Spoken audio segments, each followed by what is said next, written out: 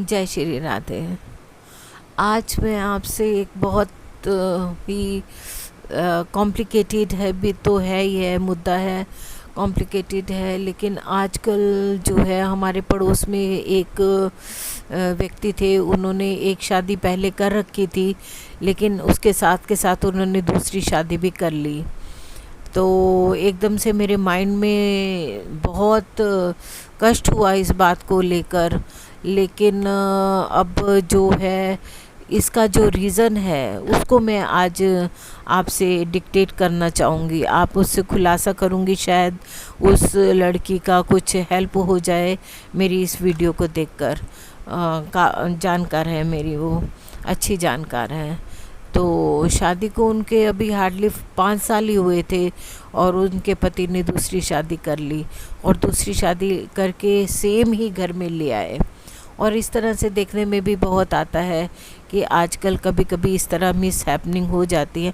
मतलब क्या है, कभी तो हर तरह का जीव है इस धरती पे। कभी तो किसी की शादी जो है वो एक भी नहीं हो पाती है, और कई बार होती है तो झगड़े बहुत हो जाते हैं।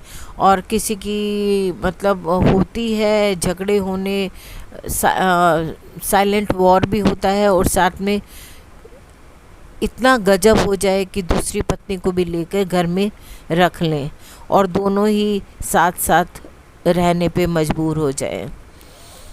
देखिए, इसका सबसे पहला कारण होता है सप्तमेश, सप्तम भाव। हमारी कुंडली में जो सप्तम भाव होता है वो हमारे पार्टनर का होता है, वो हमारा लाइफ पार्टनर का होता है, हस्बैंड को होता है। लाइफ पार्टनर में हस्बैंड को भी लेते हैं हम। तो वैसे तो डे टू डे रूटीन में काफ़ी लोगों से हमारे संपर्क होते हैं, लेकिन हम 7th हाउस से लाइफ पार्टनर को ज़्यादा देखते हैं। भाव, भावेश और कारक, ये 3 जो चीज़ें होती हैं, इनके मेल से सप्तम भाव पर प्रभाव पड़ता है। अगर लगन में कोई बैठा हुआ बैड प्लैनेट्स सप्तम हाउस को देखता है और वो सप्तमेश का फ्रेंड नहीं है, तो डेफिनेट वो प्रॉब्लम क्रिएट करेगा वहाँ पर। और अगर सप्तमेश सप्तम भाव का स्वामी लगन का शत्रु है, लग्नेश का लगन के स्वामी का शत्रु है, तब भी प्रॉब्लम क्रिएट करेगा पार्टनर। और इसी तरह हम देखते हैं कि सप्तम भाव उसका पीड़ित हो गया अगर वहाँ पर 6, 8, 12 के प्लैनेट बैठ के 6, 8, 12 के लॉर्ड आकर बैठ गए, तब भी हमारा सप्तम भाव पीड़ित हो जाता है। सप्तम भाव हमारे पति के घर का स्वामी होता है। और बैड प्लैनेट्स का उस पे दृष्टि नहीं होनी चाहिए। हाँ, जो लेडीज़ का जो कारक होता है, सप्तम भाव का जो कारक होता है लेडीज़ का, वो बृहस्पति होता है। और जेंट्स का जो होता है वो सप्तम भाव का जो कारक है, कारक होता है जो हमें देता है, जिसकी वजह से हमें वो चीज़ें मिलती हैं।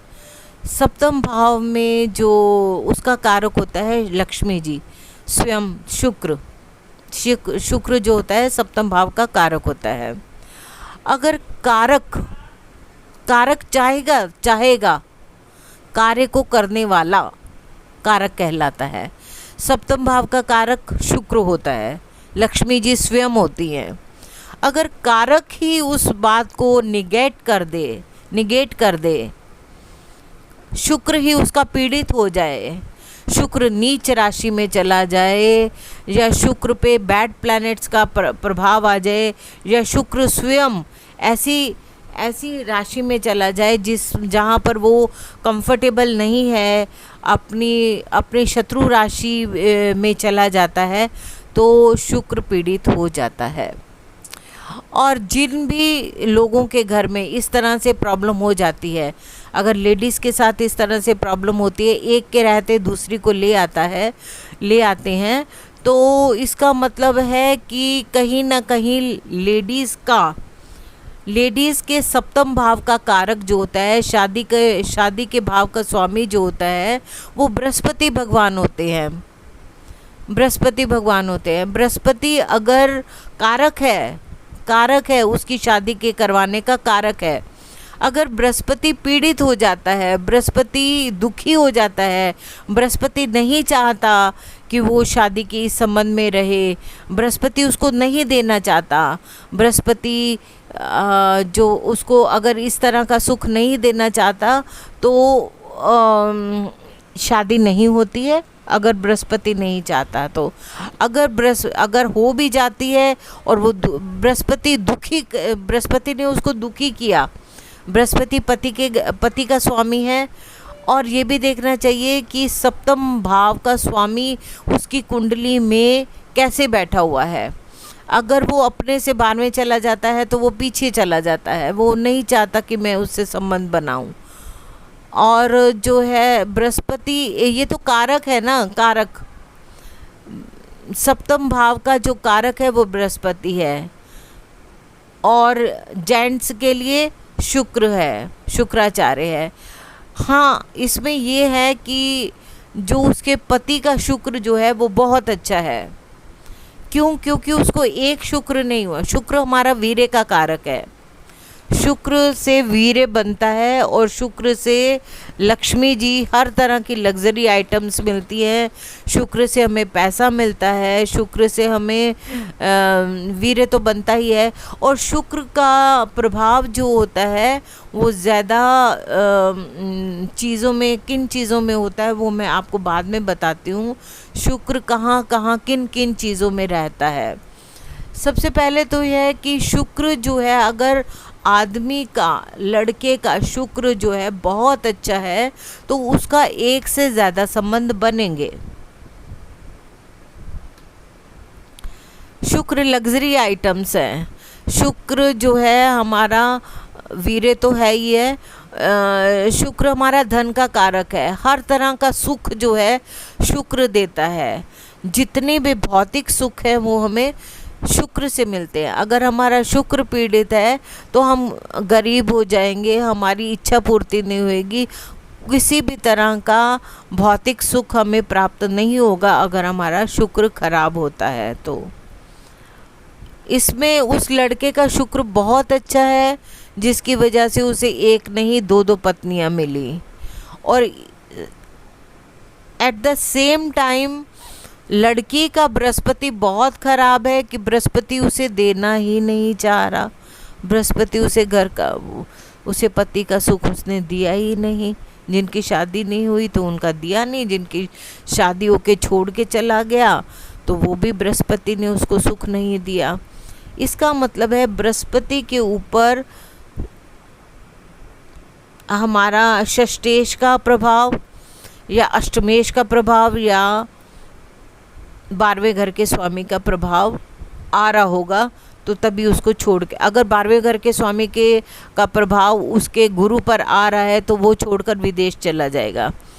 अगर जो है सप्तम भाव से 12th में 6th हाउस में बैठ जाता है, सप्तम भाव का कारक सप्तमेश जो है उसका, जो भी उसकी कुंडली में बन रहा होगा वो अकॉर्डिंग टू लग्न डिफरेंट होते हैं। जो भी उसका बन रहा होगा, अगर वो अपने से 12वें चला गया है तब भी उसका पति की तरफ से उसको सुख नहीं मिलेगा। पति उसका पीछे हो जाएगा, पति उसको प्यार नहीं दे पाएगा, पति उससे दूर चला जाएगा। और इसी तरह से है कि अगर अष्टम भाव का स्वामी मृत्यु तुल्य कष्ट देता है, उसके साथ युति में आ जाता है सप्तम भाव का स्वामी, जो कि हमें शादी में हर तरह का सुख देता है। अगर वो अष्टमेश जो है सप्तम भाव में बैठ जाता है या सूर्य का प्रभाव आ जाता है, सूर्य बहुत ज़्यादा एनर्जी, बहुत ज़्यादा गर्मी है, वो सूर्य के संपर्क में कोई भी प्लैनेट आ जाता है, मेनली शुक्र आ जाता है। शुक्र एक गुलाब का फूल होता है, मैंने आपको बताया था, मैं आखिर में आपको बताऊंगी शुक्र क्या होता है। शुक्र हमारा गुलाब का फूल होता है। और शुक्र जब सूर्य से संपर्क करता है, सूर्य के साथ में बैठ जाता है, सूर्य होता है अत्यधिक, उसमें गर्मी होती है। सूर्य विष्णु भगवान का रूप है, उनमें अत्यधिक ऊर्जा है। उस ऊर्जा को शुक्र जो है वो, अगर ऊर्जा सूर्य जैसा गर्म प्लैनेट अगर शुक्र को दृष्टि दे देता है तो शुक्र जल जाता है। जिस तरह से मुरझा जाता है ना गुलाब का फूल, अगर उसे खूब गर्मी में रखते हैं तो गर्मी में रखते हैं तो फूल मुरझा जाता है। उसी प्रकार अगर शुक्र और सूर्य का संबंध बन जाता है तो यहाँ पर शुक्र जल जाता है। ठीक है। और इसी तरह कहीं ना कहीं उस लड़की का पीड़ित क्या हुआ, एक तो कारक है उसका बृहस्पति जो शादी करवाने के लिए, जो शादी के लिए जिम्मेवार ग्रह है, जो शादी करवाता है, अगर वो ही पीड़ित है तो कुछ भी नहीं होगा, सारा खेल ही ख़त्म हो जाएगा। तो इस तरह से आई होप कि आपको काफ़ी हेल्प मिली होगी इस मेरा वीडियो से। अगर फिर भी आपको किसी तरह से भी कुछ इस बारे में अगर मुझसे कंसल्टेंसी चाहिए हो तो आप मुझे 9315828598 से संपर्क कर सकते हैं। Thank you so much.